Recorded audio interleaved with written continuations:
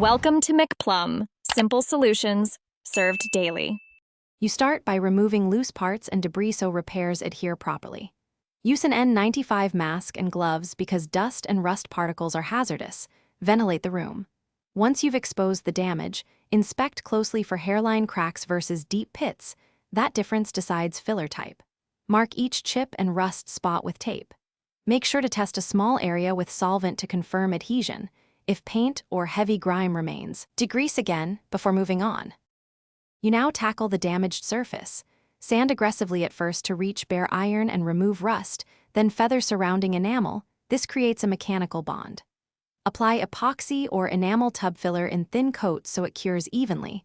Thick layers trap solvents and fail.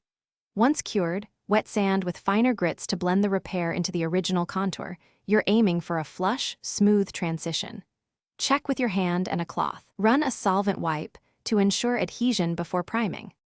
You finish by applying a rust-inhibiting primer to seal metal and promote paint adhesion. Follow cure times closely because premature top coating causes peeling. Then apply catalytic enamel or tub-specific top coat in 2 thin, even coats. Thin coats dry harder and resist run marks. Once cured, reassemble fixtures and inspect. If coating peels later, don't panic. Remove loose finish, sand back to bare metal. Reapply a stronger rust primer, and repeat the filler and top coat steps. Thanks for watching. Stay juicy and subscribe.